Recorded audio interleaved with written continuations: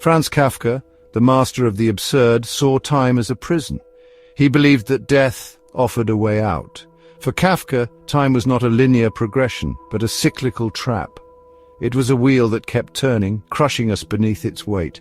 Death, in Kafka's eyes, was the key to escaping this temporal cage. It was the ultimate act of liberation, freeing us from the endless cycle of past, present, and future.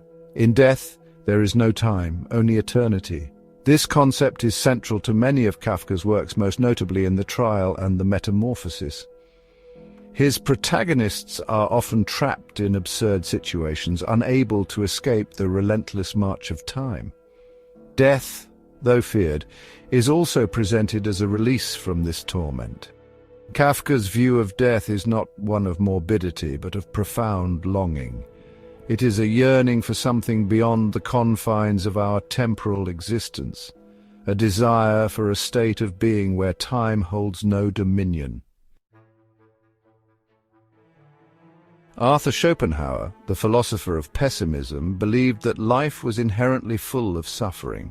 His philosophy, deeply influenced by Eastern thought, particularly Buddhism, posited that the essence of life is rooted in pain and dissatisfaction.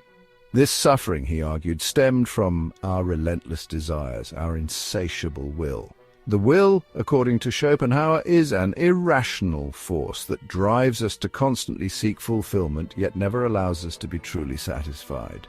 We are driven by cravings, by a constant yearning for more, and this, according to Schopenhauer, is the root of all our misery. Our desires are like a bottomless pit, always demanding more, never allowing us to rest. Death, in Schopenhauer's view, offers a way out of this cycle of suffering. It is not merely the end of life, but the end of the will's torment. In death, the will is silenced, and with it, the endless cycle of desire and suffering. It is the ultimate cessation of desire, the silencing of the will. The extinguished candle symbolizes the end of the flame of desire, bringing peace and stillness. When we die, our desires die with us. The struggle ceases, and we are finally free from the chains of our own making. The image of the woman lying peacefully in a field of wildflowers represents this serene release. We are no longer slaves to our cravings, no longer tormented by the pursuit of unattainable happiness. The broken chains symbolize liberation from the relentless pursuit of desires that can never be fully satisfied.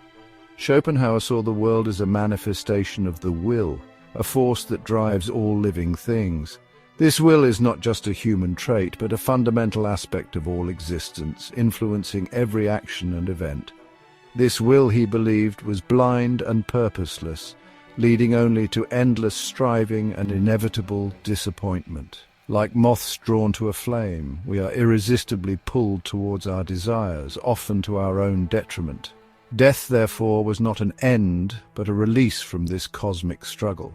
It is a transformation, much like a butterfly emerging from its cocoon, symbolizing a new state of being free from the will's demands. Schopenhauer's philosophy is bleak, but it offers a certain solace. In recognizing the nature of our suffering, we can find a form of peace.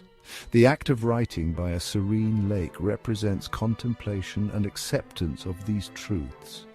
If life is inherently suffering, then death can be seen as a kind of mercy, a final release from the relentless torment of existence. The lone palm tree at sunset symbolizes the end of the day's struggles and the promise of rest. Friedrich Nietzsche, the philosopher of self-overcoming, had a more nuanced perspective on death. He saw it not as an end, but as a transformation, a necessary stage in the journey of becoming. For Nietzsche, death was not something to be feared, but embraced. Nietzsche believed in the concept of eternal recurrence, the idea that time is cyclical and that we will live our lives over and over again. This might seem like a terrifying prospect, but Nietzsche saw it as an opportunity for growth and self-overcoming. Each life, he argued, is a chance to learn and evolve. Death is simply the transition point between these cycles, a chance to shed our old selves and embrace the possibility of becoming something new. Nietzsche's philosophy is one of radical self-creation. Death, in this context, is not an end, but a beginning. It is the ultimate act of self-overcoming, the chance to transcend the limitations of our current existence and embrace the infinite possibilities of becoming. Section 4. Foucault, Symbolic Death, Shedding Societal Shackles. Michel Foucault, the philosopher of power and discourse, saw death as a way to escape the constraints of societal norms. His work delved deeply into the ways in which power structures shape our lives and identities. He argued that society imposes upon us a set of rules and expectations that limit our freedom and stifle our individuality. These societal norms are often so deeply ingrained that we may not even realize how much they control us. Foucault believed in the concept of symbolic death, the idea that we can liberate ourselves from these societal constraints by rejecting the identities that society tries to impose upon us. This symbolic death is a form of resistance, a way to reclaim our autonomy. This does not necessarily mean physical death, but rather a metaphorical death of our old selves. It is about shedding the layers of societal expectations and discovering who we truly are beneath them. By embracing symbolic death, Foucault argued, we can break free from the expectations and limitations that society places upon us. This act of liberation allows us to redefine our identities on our own terms. We can become the authors of our own lives, free to define ourselves on our own terms. This process of self-authorship is empowering and transformative. Foucault's philosophy is one of resistance and liberation. It encourages us to question the status quo and to seek out new ways of being that are true to ourselves. Death, in this context, is not an end, but a tool for self-discovery and empowerment. It is a way to break free from the past and to create a new future for ourselves. It is the key to unlocking our true potential and living a life free from the shackles of societal expectations. By embracing symbolic death, we can find the courage to live authentically and to pursue our true passions and desires. This journey of self-discovery is not easy, but it is essential for personal growth and fulfillment. It requires us to confront our fears and to let go of the identities that no longer serve us. In the end, symbolic death is about transformation. It is about shedding the old and embracing the new, about finding the strength to be true to ourselves in a world that often tries to tell us who we should be. Section 5. Sartre, Death as Freedom, the Ultimate Act of Self-Creation. Jean-Paul Sartre, the father of existentialism, believed that we are born free and that it is up to us to create meaning in an otherwise meaningless world. His philosophy challenges us to confront the void and to find our own path in life, despite the inherent absurdity of existence.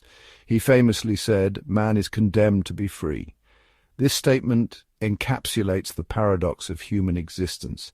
We are free to make our own choices, yet this freedom can feel like a curse because it comes with the weight of responsibility. This freedom, however, comes with a heavy burden of responsibility. We are tasked with the challenge of defining ourselves through our actions, and this can be a daunting and often overwhelming endeavor. Sartre argued that we are defined by our choices and actions. Every decision we make, no matter how small, contributes to the person we become. This means that our identity is not fixed, but is constantly evolving based on our experiences and decisions. We are not born with an inherent purpose or essence. Unlike objects that are created with a specific function in mind, humans must forge their own purpose through their actions and choices. It is through our choices that we create ourselves and give meaning to our existence. This process of self-creation is ongoing and requires constant reflection and decision-making. Death, in Sartre's view, is the ultimate act of self-creation.